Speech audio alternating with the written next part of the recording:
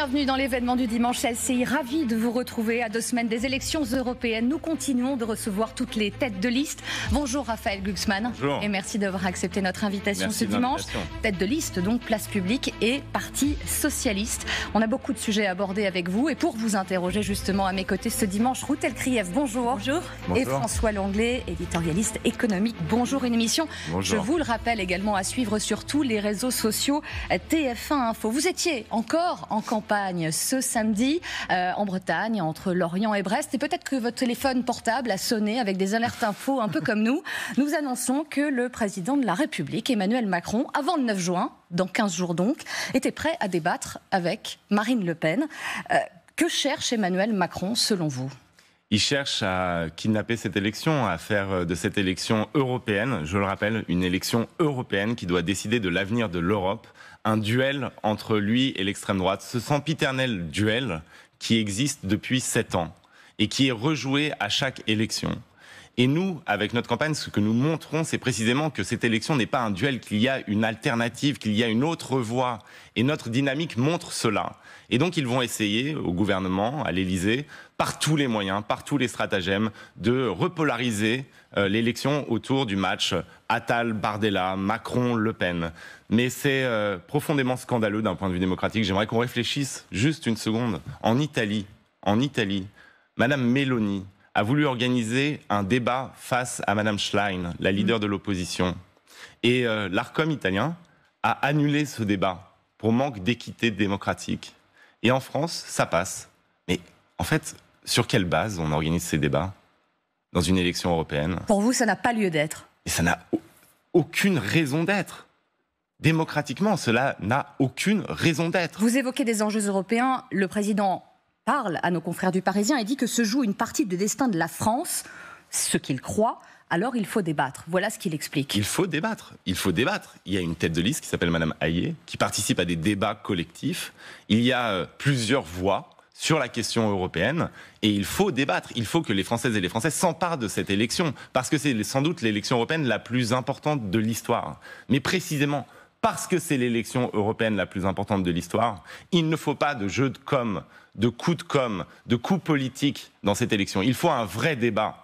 Et vous savez, en faisant cela, Emmanuel Macron, en jouant avec les institutions, en jouant avec l'équité démocratique, eh bien, il finit par faire monter le Rassemblement national, en le présentant en permanence comme la seule opposition possible à sa politique et à sa personne. C'est le responsable d'un RN à 32-33% d'intention de vote. Souvenez-vous, il a été élu en 2017. Moi, je me souviens, je ne suis pas un poisson rouge. Il a été élu sur la promesse, le soir de son élection, qu'il ferait descendre l'extrême droite, qu'il supprimerait les raisons de l'expansion de l'extrême droite. Et aujourd'hui, on n'a jamais eu une extrême droite aussi haute, aussi forte, aussi menaçante dans notre pays, à près de 40% dans les sondages, si on cumule avec Reconquête. Donc en fait, en réalité, toute cette stratégie de communicants, eh bien, fait monter l'extrême. Moi, je n'en peux plus de cette danse autour du vide, Raphaël de communicants qui multiplient les coups politiques. Face à l'extrême droite, il faut avoir une colonne vertébrale et il ne faut pas jouer. Alors, est-ce que cette élection européenne doit avoir des conséquences nationales ? Je veux faire allusion à ce que dit Marine Le Pen quand elle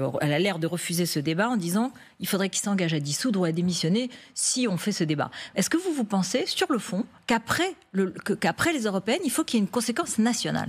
Moi, je veux qu'on parle d'Europe. Oui. Je veux que ma ce soit question des élections après. européennes. Mais est-ce qu'il y a un enjeu national aussi ? Est-ce que c'est logique de le demander ? Depuis le début de cette campagne, je n'ai dit qu'il fallait que le président démissionne ou que l'Assemblée nationale soit dissoute en fonction du score que je ferais ou que d'autres feraient. C'est une élection européenne. Et vous savez, au début de la campagne, quand j'ai annoncé que j'allais parler d'Europe partout, eh bien, il y a beaucoup de gens qui sont venus me voir et qui m'ont dit « Mais vous êtes fous. L'Europe, ça ennuie tout le monde. C'est un sujet qui ne passionnera personne. » Eh bien, nous montrons l'inverse. Je parle d'Europe partout. D'Europe et de solidarité sociale. D'Europe et d'Ukraine. D'Europe et de défense. D'Europe et de transformation écologique. Et il y a partout la même ferveur, le même enthousiasme. Sans doute parce que je fais quelque chose qui est très rare en France, qui est de répondre à la question posée par une élection, qui est de refuser de rejouer en permanence l'élection présidentielle. Mais au soir du 9 juin, Raphaël Glucksmann, juste, On annonce un croisement des cours entre vous et la candidate de la majorité, Valérie Ayé. Vous êtes à 1 point et demi. Vous n'appellerez pas à dissoudre, vous n'appellerez pas à des conséquences nationales. On ne vous y prendra pas. Mais moi, vous savez, il y a des cycles démocratiques. Moi, je suis quelqu'un qui a un respect quasi sacré pour le rôle du représentant. C'est pour ça que je me suis autant investi dans mon mandat et que cela m'a passionné et que je me suis senti une responsabilité immense de représenter des millions de Françaises et de Français dans l'hémicycle européen. Mais je respecte le cycle démocratique, les institutions. Cette élection, c'est une élection européenne. S'il vous plaît. On s'en souviendra et les après. médias, et les politiques, respectez l'Europe. Et on va parler beaucoup d'Europe dans cette émission, justement, François. La question de l'extrême droite que vous évoquez, elle se pose presque partout en Europe. Jeudi, vous avez lancé ce que vous avez appelé l'appel de Paris avec d'autres partis européens pour mobiliser face à l'extrême droite contre, je vous cite, la haine, le racisme et la xénophobie. Mais est-ce que vous ne passez pas un peu rapidement sur la responsabilité des partis traditionnels, notamment le Parti socialiste, bien sûr, que vous représentez, qui ont laissé un champ considérable à l'extrême droite en ne traitant pas toutes les questions dont voulaient parler les électeurs? Eh bien, vous savez, il y a 2 choses à faire face à l'extrême droite. La première chose, c'est d'être clair et d'être une digue. Et cet appel de Paris était une réponse à ce qui s'est passé aux Pays-Bas, où les alliés d'Emmanuel Macron ont amené au pouvoir M. Wilders, l'extrême droite poutinophile et xénophobe de M. Wilders. Et donc, il fallait que nous, notre famille politique, la famille social-démocrate, on vous entend. La famille social-démocrate remette une digue et disent que nous serons les leaders sur les questions d'Ukraine, d'état de droit, de respect des institutions européennes. Nous serons les leaders de l'opposition à cette vague d'extrême droite. Mais la question j'ai ajouté, pas là-dessus.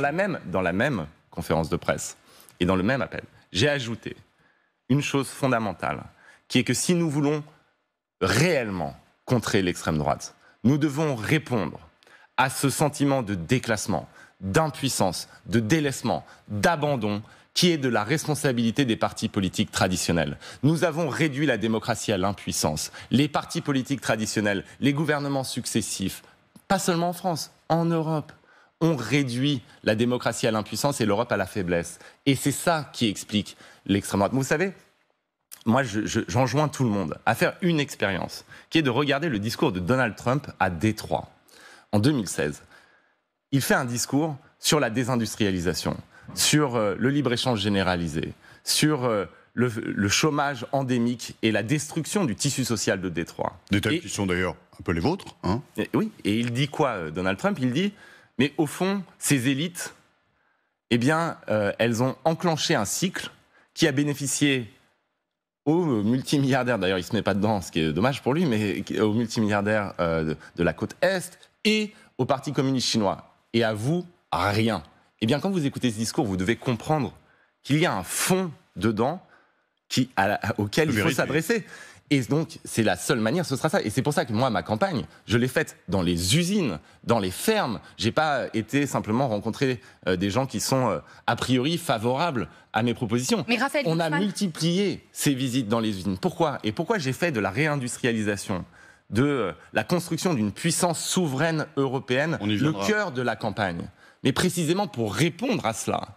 Parce que ça sera la seule manière de renvoyer l'extrême droite dans les marges qu'elle n'aurait jamais dû quitter. Et on a lu cet appel de Paris, cette page. François en citait quelques mots. Sans relâche face à la haine, le racisme et la xénophobie. Est-ce qu'aujourd'hui vous considérez qu'un électeur de Marine Le Pen est forcément, ou de Jordan Bardella, raciste et xénophobe? Pas du tout. Pas du tout. Je considère que les dirigeants de l'extrême droite encouragent la xénophobie, le racisme et la fin de l'Union européenne, en fait, son détricotage. Qu'ils sont poutinophiles, qu'ils sont des patriotes de pacotille. Mais ça, c'est les dirigeants. C'est les dirigeants. Mais vous savez, moi, je vais vous raconter une histoire. Quand il y avait ce qu'on appelait la jungle de Calais, c'est-à-dire ce camp où des milliers d'exilés s'entassaient dans la boue. J'ai passé beaucoup de temps dans ce camp, plusieurs jours, à recueillir les témoignages des exilés. Ensuite, j'ai été voir les riverains. Les riverains qui avaient économisé toute leur vie pour s'acheter une maison et qui a été paniqués par la situation. Et parmi eux, il y avait beaucoup d'électrices et d'électeurs du Front National, du Rassemblement National. Et j'ai longtemps parlé avec une dame qui était pas du tout xénophobe. D'ailleurs, toute sa famille était de gauche, SFIO, tradition du Nord et du Pas-de-Calais. Eh bien, à un moment, au bout de plusieurs heures de discussion, je lui ai demandé, mais au fond, pourquoi tu es si militante pour l'extrême droite et Marine Le Pen ? Elle m'a répondu, mais vous savez, Marine Le Pen, c'est la seule qui n'a pas honte de nous sur la photo. Et je pense que ça doit interroger l'ensemble de l'establishment, l'ensemble du système et l'ensemble de la gauche. Mais moi, ça me travaille depuis, ça m'obsède. Ça m'obsède. Et tant qu'on n'aura pas répondu à cette dame, je pense que Marine Le Pen se soucie fort peu de cette dame, mais tant qu'on n'aura pas répondu à sa perception, tant qu'on n'aura pas répondu à son angoisse et à son inquiétude, eh bien, on aura une vague d'extrême droite aussi forte. Et c'est pour ça que moi, je veux qu'au cœur de notre projet, il y ait la lutte contre la désindustrialisation, la réindustrialisation de l'Europe, fait que l'Europe soit puissante et puisse maîtriser son destin. Mais je suis étonnée parce que je vous entends, vous avez une analyse et un diagnostic qui me paraît lucide, mais pourtant il y a une question qui est totalement laissée à l'aveugle, parce que qu'est-ce qui obsède aujourd'hui les opinions publiques européennes qui votent populistes dans une partie d'entre elles ? C'est l'immigration. Et là-dessus, vous, l'Européen convaincu, vous votez contre le pacte asile-immigration, qui est une solution européenne à une question qui taraude tous les pays européens et l'Union européenne en elle-même. C'est incompréhensible. Croyez-moi, j'ai lu le texte de à Z, oui. Les 6 paquets, je les ai lus. Même il y en avait 10, on en a voté 10 à la fin, mais je les ai lus, les textes. Et il n'y a pas ce que vous dites dedans. Il n'y a pas de solution européenne. Il y a un filtrage aux frontières européennes. Il y a une répartition. On ne sort pas. Il n'y a pas la répartition. Non, il y a des compensations, mais il y a aussi une répartition. Il y a la possibilité. On a cédé à M. Orban avec ce texte. Raphaël Glucksmann, aujourd'hui, il y a 15 pays européens qui veulent aller au-delà de ce pacte, qui considèrent que ce n'est pas suffisant. Vous vous rendez compte de ce que ça veut dire ? On a renoncé à avoir une politique migratoire européenne avec ce pacte. Mais on ne sort pas du système dit de Dublin, qui crée le chaos en Europe, qui fait peser tout le poids sur les pays d'accueil, sur l'Italie et sur la Grèce. Avec ce pacte, on n'assume pas d'avoir, comme objectif de mettre fin à l'indignité. Je vous le rappelle quand même, l'indignité, c'est d'abord le fait que notre frontière, la mer Méditerranée, soit un cimetière aujourd'hui, que des milliers et des milliers de gens meurent dans cette mer. Donc il faut, mettre fin à cette indignité, et 2, mettre fin au chaos. Ça suppose d'assumer d'avoir des politiques migratoires communes européennes, ce qui n'est pas le cas avec ce pacte. Et c'est le début au moins. Justement, votre programme, vous disiez... Moi, j'ai des propositions très claires et très réalistes sur cette question. J'ai lu votre programme. Vous l'avez évidemment plus que lu, vous l'avez écrit. Dans votre programme, la partie sur l'immigration s'intitule « Une Europe de l'hospitalité ». Pas un mot sur le contrôle des frontières, pas un mot. Sinon, pour sanctionner les refoulements illégaux. Vous donnez le sentiment de considérer que le problème de l'Europe, c'est qu'elle n'est pas assez ouverte. Sur le fond, est-ce que vous ne considérez pas qu'il est légitime qu'une communauté d'États démocratiques, humanistes, contrôle ses frontières pour dire... Monsieur Untel, oui, parce que vous êtes exilé, vous êtes persécuté, parce que j'ai besoin de vous au plan économique. Monsieur Untel, non. C'est quand même relativement simple, pourvu que ça se fasse dans les formes prévues par la législation internationale. Avec le respect du droit international. Mais vous ne le dites pas. Mais écoutez, pas un mot sur le contrôle des frontières. Alors là, je l'ai dit, je l'ai répété, je l'ai écrit. Dans notre programme, il y a... n'en fait pas mention. Mais dans notre programme, il y a, au contraire... un projet très réaliste, qui est de dire qu'on assume qu'il faut des voies légales de migration, qu'on assume qu'il y a des personnes à reconduire en dehors de l'Europe et que ça doit passer par un contrat avec les pays de provenance. Vous savez quel est le principal problème aujourd'hui pour faire respecter le droit ? Eh bien, c'est l'incapacité à obtenir les laissez-passer consulaires. D'accord ? Eh bien, nous, ce que nous proposons, c'est qu'à l'échelle européenne, on assume un contrat. Mais pour cela, le contrat, il est très simple. On délivre des visas multi-entrées pour des travailleurs qui peuvent en plus faire des allers-retours et des migrations pendulaires, parce que nous avons besoin de travailleurs étrangers pour nos économies. C'est pas interdit. Et en échange, oui, mais ça ne se fait pas à l'échelle européenne, c'est bien le problème du pacte. Et en échange, les pays de provenance s'engagent à délivrer les laissez-passer consulaires. Donc ça veut bien dire que moi, ce que je vous explique, ce que je veux, c'est une maîtrise. Vous faites face à des gens... C'est une maîtrise. Mais l'hypocrisie actuelle... pas avoir...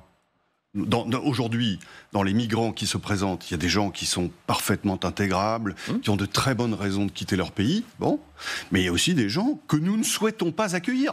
Qu'est-ce que vous faites quand vous n'avez pas le droit, aujourd'hui, ils sont maintenus dans un no man's land juridique. C'est ça ce qui se passe aujourd'hui. Parce que précisément, il n'y a pas de contrat avec les pays de provenance. Donc en fait, ce qu'on fait aujourd'hui, c'est du darwinisme pur. C'est-à-dire que si vous survivez à la Méditerranée, si vous survivez à la vie dans la rue et que vous vous faites exploiter par des mafias, peut-être qu'à la fin, vous aurez le droit de rester. C'est comme ça. Eh bien, nous, on veut mettre fin à cette hypocrisie. Et ce qu'on dit, très simplement, c'est que les gens qui n'obtiennent pas le droit d'asile ou un autre titre de séjour à un autre titre, par exemple pour le travail, eh bien, il faut les reconduire. Et que pour les reconduire, on a besoin d'une chose très simple, qui est ce laissez-passer consulaire qui pose le problème depuis le début. Donc vous vous remettez dans la main des pays d'origine. Mais non. On propose un contrat et à l'échelle européenne, on aura la puissance de le faire. Et c'est pour ça que le pacte, je vous le dis, dans 2 ans, vous allez me réinviter. Il faudra rajouter peut-être cette donnée. Il faudra rajouter peut-être cette donnée. Mais ça suppose une politique migratoire. Mais vous savez pourquoi c'est pas dans le pacte ? Pourquoi c'est pas fait ? C'est parce que tout le monde est tétanisé face à l'extrême droite et que personne n'ose assumer de manière claire que nous avons besoin de voies légales de migration et que l'immigration zéro, ça ne marchera pas. Dit aussi voie illégale contre lesquelles il faut se battre. Mais oui. Bon. Mais où est le problème ? Et ce n'est absolument pas contradictoire avec ce que je viens de vous expliquer. Mais aujourd'hui, au contraire, nous, en mettant fin à l'hypocrisie, on mettra aussi fin au chaos. Mais aujourd'hui, les voies légales, elles existent dans chaque pays et il y a des immigrés légaux et c'est tout à fait organisé. Elles existent dans chaque pays. Et ce qu'il faut, c'est que ces contrats soient passés à l'échelle européenne. Ça fonctionne ou pas en ce moment dans chaque pays ? Oui, ça fonctionne. Ça fonctionne. Ah oui, alors donc pourquoi est-ce qu'on n'a pas les laissez-passer consulaires ? Pourquoi est-ce qu'il y a ce no man's land permanent ? Parce que c'est fait pays d'origine. Non, c'est fait pays par pays. Parce qu'il faut que l'Union européenne assume d'avoir une véritable politique migratoire européenne. Vous voulez aller plus loin, quoi, en fait. Vous voulez aller plus loin. Une politique, moi je veux, et j'assume sur tous les autres sujets d'ailleurs, qu'il faut plus d'Europe pour que ce soit cohérent et efficace. Quand les gens montent dans un bateau, ils ne veulent pas aller dans tel ou tel pays. Ils veulent aller en Europe. Jusqu'ici, on ne peut pas dire que l'Europe se soit illustrée par un succès tonitruant sur ces questions. Non. D'accord. Non, mais si on fait plus d'Europe, est-ce que ça marcherait mieux ? Non, mais c'est bien ce que j'explique. Mais le seul problème, c'est qu'à partir du moment où vous avez un espace commun, soyons sérieux, parce que sinon, on peut aussi remettre en cause Schengen, on peut remettre des frontières nationales. Ce qui fait partie de certains programmes. Le résultat de cela, je vous souhaite bon courage, parce qu'en termes de chaos, alors là, vous allez voir ce que c'est que ce chaos. Vous remettez là, le double frontière, triple frontière que veulent les différentes extrêmes droites, vous allez avoir la fin totale de la circulation en Europe. Vous allez poser la question aux travailleurs transfrontaliers, poser la question aux chefs d'entreprise, poser la question à ceux qui font vivre le tissu économique de l'Union européenne et vous allez voir leurs réponses. Donc Raphaël Glucksmann. Nous ne remettrons pas des frontières nationales. Donc à partir du moment où on a un espace commun, il faut que ce soit géré de manière commune. Et dans 2 ans, vous m'inviterez dans 2 ans pour discuter du nouveau pacte asile-immigration qu'on devra discuter et travailler. Ce qu'on comprend, c'est que vous voulez aller plus loin.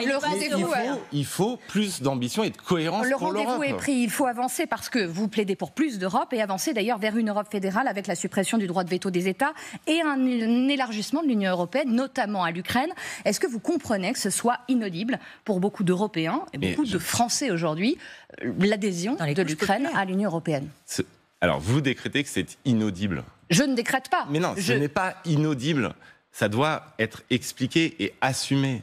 Moi, j'assume de dire qu'il faut l'élargissement à l'Ukraine, qu'il faut l'unification du continent européen, que c'est un enjeu de stabilité et de sécurité immense pour notre pays et pour nos pays. Vous entendez aussi que ça puisse faire peur ? Et que ça s'accompagnera de réformes du mode de fonctionnement de l'Union européenne et de réformes des politiques structurelles européennes. À politique agricole commune constante, eh bien oui, ce serait un immense problème pour nos agriculteurs, vu la structure même de l'agriculture ukrainienne.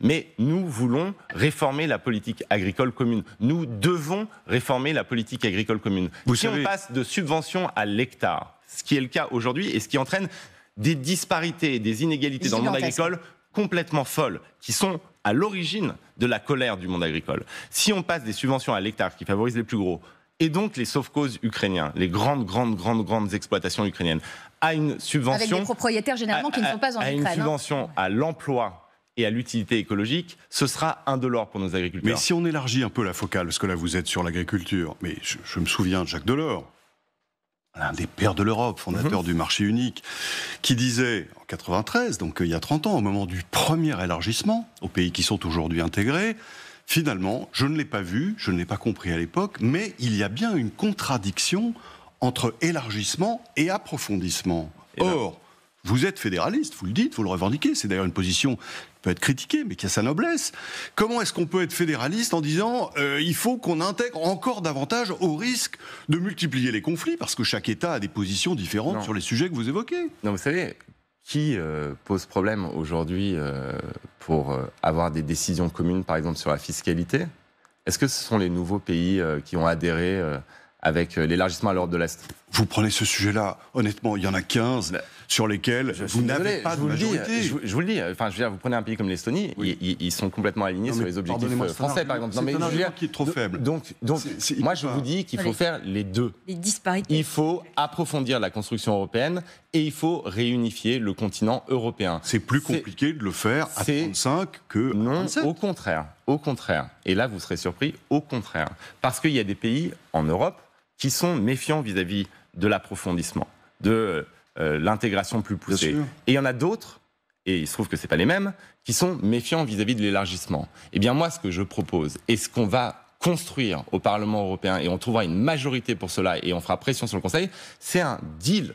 C'est-à-dire qu'on fait l'élargissement en faisant l'approfondissement. Et en 2030, on aura un traité d'élargissement qui sera un traité d'approfondissement et de démocratisation de la prise de décision à l'échelle européenne et de réforme structurelle des politiques européennes. Et c'est à ce moment-là que l'Europe s'affirmera comme une puissance. Et par ailleurs, sur la question spécifique de l'Ukraine, on est à un moment de bascule géopolitique. Il faut qu'il y ait un horizon pour les Ukrainiens. C'est un argument d'une autre nature, mais il est entendable. Oui, c'est un argument d'une autre nature. Et leur sécurité, leur victoire, leur liberté, et non pas simplement, suscite pas simplement un élan de solidarité humaniste chez nous, c'est notre intérêt vital que l'Ukraine ne perde pas cette guerre. Et là-dessus, vous êtes d'accord avec la candidate de la majorité et d'Emmanuel Macron Route, justement, si j'ai listé un peu dans les propositions d'Européens convaincus que vous êtes, je retrouve dans la liste les propositions de protectionnisme écologique par la taxe carbone aux frontières, de Buy European Act, de mutualisation de la dette pour la transition écologique, de 100 milliards pour la défense, de la majorité qualifiée plutôt que l'unanimité. Donc il y a des positions qui sont absolument équivalentes dans les deux listes. La seule différence, si je la regarde, c'est que peut-être il y a une forme de réalisme de la part de la liste Macron, Attal, Ayé, tout ce que vous voulez, qui est, on fait attention, on vote le pacte asile-immigration parce que l'immigration, ça taraude les opinions. On ne fait pas l'élargissement tout de suite, même si on dit que l'horizon, c'est l'entrée de l'Ukraine. Donc il y a une forme peut-être plus à l'écoute et moins, vous allez dire, idéaliste ou peut-être plus rationnel, moins à côté de la plaque, d'une certaine façon, de certaines opinions. Oui, j'assume. Vous donnez votre opinion, on est heureux de vous connaître votre vote. Mais oui, je suis éditorialiste. Donc, d'une certaine façon, il y a la prise en compte de l'état des opinions aujourd'hui européennes. Être réaliste. Non, parce que maintenant, on va discuter du fond. Être réaliste, c'est réorganiser nos chaînes de production pour pouvoir livrer des armes en Ukraine. Ça a été fait par M. Macron, par M. Attal. Thierry Breton est là-dessus depuis le début. Je ne dis pas qu'il réussit, mais en tout cas, il est là-dessus, le commissaire européen. Thierry Breton, avec lequel, oui, j'ai travaillé sur la question, il est là-dessus. Et par qui est-il bloqué, M. Breton? N'est-ce pas? Par qui? Par Paris et par Berlin. Quand il fait la directive ASAP pour livrer les munitions à l'Ukraine. Qui refuse la priorisation? Ça veut dire la priorisation des chaînes de production pour l'Ukraine. Ça veut dire la priorisation des livraisons vis-à-vis, par exemple, des contrats passés avec le Golfe, avec les Émirats, avec le Qatar. La sécurité de l'Europe, elle se joue au Qatar? Non, elle se joue en Ukraine. Qui est réaliste? Celui qui dit qu'on doit désormais prioriser absolument l'Ukraine. Non, qui est réaliste? Qui est réaliste? Je parlais pas. Vous avez remarqué que je vous ai pas cité du tout sur l'Ukraine. J'ai parlé de l'élargissement. Je parlais pas de la guerre. Qui est réaliste? Allez-y. Qui est réaliste? Celui, comme moi, qui refuse de signer les accords de libre-échange, qui contredisent dans leur essence même, dans leurs textes, dans leurs mots, dans leurs articles, le Buy European Act, ou ceux qui les signent et qui ensuite vont aux élections et disent on va faire une loi achetée européenne. Quand vous signez l'accord, quand vous votez l'accord avec la Nouvelle-Zélande, comme Mme Hayé, comme les députés de Renew, dans l'accord, il est dit qu'il ne peut pas y avoir de discrimination sur l'accès au marché public. Et donc, il ne fallait pas le voter si vous êtes pour la loi achetée européenne. Moi, je suis pour réserver les commandes publiques aux productions européennes. Et vous revendiquez une forme de protectionnisme européen. Et je revendique ce protectionnisme. Mme Hayé et les macronistes, ils revendiquent ce protectionnisme pendant la période électorale. Et ensuite, ils votent toutes les mesures qui démantèlent ce protectionnisme. Et donc, moi, je vous le dis, il y a de mon côté une cohérence et un réalisme à toute épreuve. Je suis réellement pour un protectionnisme européen, pour assumer de dire qu'on privilégie désormais les entreprises européennes. Moi, je vais vous dire, les dirigeants de Systovi, une boîte florissante, productrice de panneaux photovoltaïques à Carquefou près de Nantes, eh bien, ces dirigeants avaient créé une entreprise qui fonctionnait. Et tout d'un coup, la Chine a décidé de diviser par 4 les prix de ces panneaux photovoltaïques, grâce à l'esclavage des Ouïghours, dans la production de polysilicium, grâce aux subventions massives, grâce aux ventes à perte, on les a laissés rentrer. Et les dirigeants de Systovi me disent, mais on a été abandonnés par la puissance publique, qu'elle soit française ou qu'elle soit européenne. Alors, qu'a fait M. Macron? Rien. Il a reçu M. Xi Jinping avec un tapis rouge. Et les Américains, qu'est-ce qu'ils font? Ils taxent à 100% quand c'est le cas. Les Canadiens à 235%. Et les Français et les Européens, que dalle. Eh bien, moi, je vous le dis, le réalisme, il est du côté d'une politique beaucoup plus en rupture avec ce qui est fait actuellement que ne le prône Mme Hayé, même s'il y a des mots, de temps en temps, jolis pour les élections. Retour sur le plateau de l'événement du dimanche, toujours avec Raphaël Glucksmann, tête de liste Place Publique et Parti Socialiste. On parlait de votre programme, notamment concernant l'immigration. On l'a regardé de près, ce programme, notamment économique, et un chiffre a attiré l'attention de François avec son œil expert. C'est le chiffre de l'anglais, tout de suite. Ce chiffre, Raphaël Glucksmann, c'est 900 milliards d'euros. Ce sont les investissements que vous voulez faire dans le réseau électrique et le stockage, qui s'ajoutent, toujours selon votre programme, à des investissements pour la sobriété, pour développer les renouvelables, pour rénover les transports décarbonés, des investissements pour l'adaptation climatique, des fonds pour réparer les catastrophes, des investissements dans l'hôpital, un grand programme de rénovation des écoles, un programme de formation tout au long de la vie, une allocation pour les jeunes de 15 à 25 ans, 200 milliards pour la recherche, une aide pour tous les ménages européens qui veulent acquérir un véhicule électrique. Quand on voit cette liste, qui n'est d'ailleurs pas complète, on se dit, cet homme a trouvé un trésor, ou alors, c'est le programme du Père Noël. Non, ce n'est pas le programme du Père Noël, et d'ailleurs, ces chiffres, vous savez, ces chiffres, c'est pas inventé, c'est pas sorti de ma hotte de Père Noël. Ces chiffres, ce sont les chiffres donnés par la Commission européenne, qui n'est pas un organisme particulièrement gauchiste. C'est sur la nécessité des investissements. Non, dans le monde idéal, tout ça est très nécessaire. Enfin, je veux dire, après, on a le droit de dire que les experts de la Commission européenne, quand ils chiffrent le manque d'investissement pour que l'Europe réussisse la transformation écologique, la transition énergétique, le manque d'investissement dans le réseau électrique, qui est fondamental. Enfin, on rate ça, on rate tout le reste, la réindustrialisation, tout ce que vous voulez, on le rate. La transition écologique, on la rate. Et dans la transition énergétique, ce sont des chiffres donc donnés par la Commission européenne. Donc les investissements, ils sont à la fois publics et privés. Déjà, c'est pas que de l'argent public, là, ce qui est en jeu. Les allocations pour les enfants de 15 à 25 ans, c'est... Oui, ceux-là, ils sont publics. Dans le programme des écoles, nous avons... Le programme de l'hôpital... Nous avons, Monsieur Langlais, 3 grandes priorités avec 3 ressources propres. Déjà, nous assumons une chose. C'est que le moment de la pandémie a ouvert une possibilité immense. L'emprunt commun. La dette. La mutualisation à l'échelle européenne. Ce que nous avons fait face à la pandémie, nous devons pouvoir le faire face au mur climatique, face à la perspective de la nécessité de relancer nos industries de défense, de créer une défense européenne, et face à notre décrochage sur le numérique. Nous devons assumer ces emprunts qui ne sont pas pour financer des coûts de fonctionnement classiques, mais qui sont des emprunts pour financer des investissements d'avenir, avec une ligne extrêmement claire. Ensuite, il faut que l'Union européenne, parce qu'on ne pourra pas s'endetter à l'infini, il faut que l'Union européenne ait des ressources propres, que l'Union européenne puisse lever l'impôt.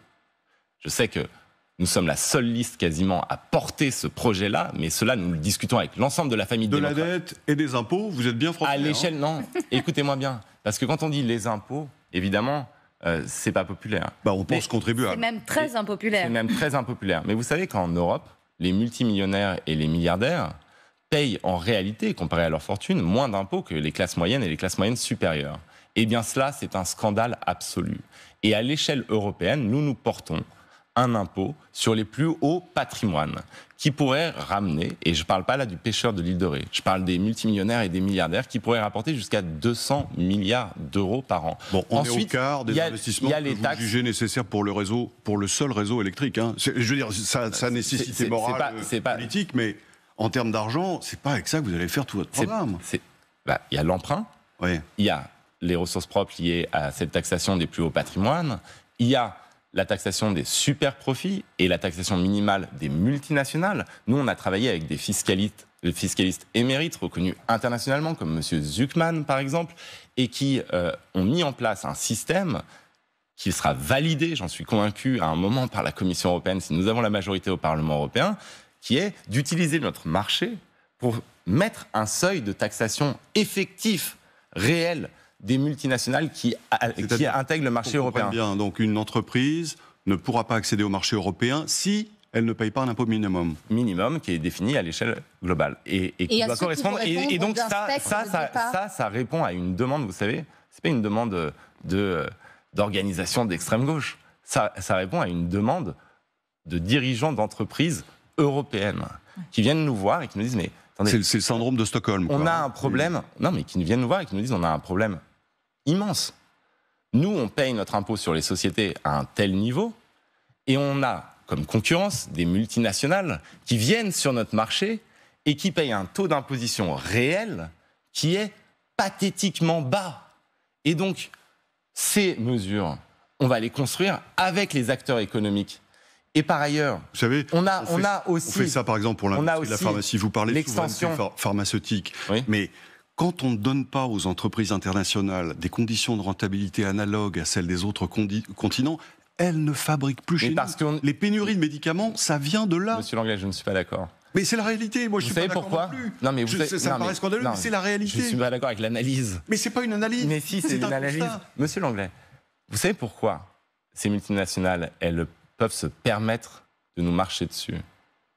Pour une raison très simple. Nous n'utilisons pas l'arme que nous avons. L'arme que nous avons, c'est notre marché. C'est pour ça que c'est complètement stupide de vouloir sortir du marché unique. L'arme que nous avons, c'est le premier marché du monde. Aucune multinationale, aucun pays producteur ne peut se passer du marché européen. Et moi, c'est ce que j'ai fait au Parlement pendant 5 ans. Pourquoi j'ai été en commission commerce international et pas simplement en commission droits humains ou en commission affaires étrangères pour promouvoir des principes? Parce que j'ai compris que c'était là qu'était le cœur du pouvoir européen et que c'était un cœur qui était à l'arrêt. Eh bien, je me suis battu pendant 5 ans pour créer un instrument de bannissement des produits de l'esclavage, avec des centaines de milliers de jeunes Français qui se sont mobilisés sur cette question. Et qu'est-ce que ça produit? Eh bien, vous faites des barrières à l'entrée. Et vous avez un impact sur les chaînes de valeur globales. Pourquoi? Parce que quand vous discutez avec ces patrons de multinationales, et que vous dites, nous en Europe, on va faire ça, et ça bloquera l'entrée de vos produits sur notre marché si vous ne respectez pas le minimum de règles que nous vous imposons. Eh bien, ils sont en panique. Pour une raison simple, ils ont besoin de notre marché. Et donc, il faut utiliser le fait que nous soyons des consommateurs pour redevenir des acteurs et, in fine, des producteurs. C'est tout l'enjeu de mon projet. Moi, je veux qu'on redevienne un continent de producteurs. Mais pour ça, il faut utiliser les armes qu'on a. Et l'arme qu'on a, c'est notre marché. Et pourquoi les Canadiens l'utilisent? Pourquoi les Américains l'utilisent? Et pourquoi nous ne l'utilisons pas? Pas dans ces proportions-là. Ils ne l'utilisent pas dans ces proportions-là du tout. Les Canadiens, ils n'imposent pas un niveau de taxation. Au contraire, aux États-Unis, c'est pareil. Les Canadiens, ils surtaxent face à n'importe quel dumping. C'est les produits étrangers. Oui, sur les produits étrangers. Non, mais là, on peut parler aussi des multinationales françaises qui vendent chez nous. Vous n'allez pas les expédier aux Bahamas et leur interdire d'accéder au marché européen. Ça n'aurait pas de sens. Mais on va faire en sorte que toutes les multinationales, pas les multinationales françaises, quand vous imposez des règles simplement à vos entreprises et que vous laissez par ailleurs des entreprises étrangères qui ne respectent pas les mêmes règles avoir accès à votre marché, eh bien, ce que vous faites, c'est que vous faites une distorsion de concurrence. Et vous pénalisez votre production, vous ne sauvez pas le climat, vous ne sauvez pas la solidarité sociale, vous pénalisez votre production. Et donc, ce qu'il faut, c'est des règles qui s'appliquent à toutes et tous. toutes les multinationales. Les mêmes règles. Et les mêmes règles. Et donc, comment vous faites pour le faire? Vous utilisez ce levier que personne ne veut utiliser. Et moi, je ne comprends pas pourquoi on n'utilise pas ce levier. On a le principal marché du monde. La Chine elle-même ne pourrait pas se passer de notre marché. Et donc, il faut assumer les rapports de force, tant avec les multinationales qu'avec les pays producteurs qui sont en train de capter l'ensemble de la production. Mais vous savez, on est là face à un projet géopolitique. C'est pas de l'économie, en fait. Quand Xi Jinping il décide de prendre le contrôle de toutes les chaînes de valeur des industries de transition verte, c'est un projet géopolitique. C'est pour nous rendre dépendants. Et on a vu ce que coûtait la dépendance au gaz russe face à Vladimir Poutine. On a vu à quel point ça nous amenait dans l'ornière et à quel point ça a fait basculer notre continent dans la guerre. Eh bien, il ne faut pas reproduire les mêmes erreurs. Il faut assumer de rapatrier les chaînes de production, de mettre des barrières à l'entrée, oui, des barrières à l'entrée du marché européen. Et on revient au protectionnisme européen. Raphaël Glucksmann, il faut avancer. L'annonce dans la tribune dimanche, nos confrères du Premier ministre sur les nouvelles règles de l'assurance chômage. Il faudra travailler 8 mois sur les derniers 20 mois pour être indemnisé, contre 6 mois au cours des 24 derniers mois. On écoute le Premier ministre à l'occasion d'un déplacement ce matin et on vous interroge ensuite. On garde un des systèmes qui est les plus généreux d'Europe, mais j'assume de le faire évoluer parce qu'il faut qu'on incite toujours davantage à l'activité. Là, j'étais un peu loin. Cette réforme, elle durcit les conditions d'accès au chômage et la durée d'indemnisation. Avec ça, on rejoint la moyenne européenne. Pour un Européen convaincu comme vous, il y a de quoi s'en féliciter? Non, pas du tout. Parce qu'en plus, contrairement à ce qui est dit et répété, moi je ne suis pas un poisson rouge. Je sais que c'est une mesure qui a été décidée pour faire des économies. Et que face à un mur budgétaire, elle a été annoncée pour ça. Elle a été annoncée au moment du mur du déficit. Et donc que quand on est ce gouvernement et qu'on se retrouve face à un mur de déficit, le premier réflexe, c'est de s'attaquer aux chômeurs. Eh bien moi je trouve ça profondément scandaleux. Et on parlait tout à l'heure de ce qui nous différencie. Eh bien ça nous différencie de manière extrêmement profonde. C'est un sujet, l'incitation à l'emploi, c'est-à-dire. Mais il n'y a aucun économiste qui vous dit. Là, je les ai tous lus, y compris dans les Échos, qui n'est pas non plus c'est pas la Pravda, les Échos pas encore. de l'extrême gauche en tout cas. Mais il n'y a aucun économiste qui vous dit qu'il y a une corrélation directe entre le retour à l'emploi et le nombre de restrictions que vous mettez à l'assurance chômage. Il n'y a personne qui a prouvé cela. Et donc, qu'on nous explique aujourd'hui que c'est une mesure incitative pour relancer l'emploi, alors que la même mesure était présentée comme une nouvelle source d'économie absolument miraculeuse il y a quelques semaines. Mais c'est nous prendre pour des abrutis. Ils changent leur communication. Mais non, ça a été conçu, c'est comment est-ce qu'on fait des économies? Et là, on a dit assurance chômage. Eh bien moi, je vous dis non. Si vous voulez faire des économies, il y a d'autres moyens. Et on en parlait de ces moyens, il y a pas plus tard que 2 minutes 30, c'est-à-dire notamment le fait qu'il y ait des bénéfices et dividendes records chaque année du CAC 40, que aujourd'hui les dividendes sont moins taxés que le travail, et donc il y a des mannes financières à aller chercher au lieu d'aller réduire les droits des chômeurs et de les plonger dans la précarité, parce que les premières victimes de cette réforme, ce seront les jeunes et les plus précaires. Raphaël Glucksmann, une rapide question sur l'actualité également et la situation en Nouvelle-Calédonie. On apprend que l'aéroport de Nouméa restera fermé jusqu'au 2 juin au moins. La visite du président n'a vraisemblablement pas calmé la situation sur place. Le président qui propose que les parties se mettent d'accord à nouveau.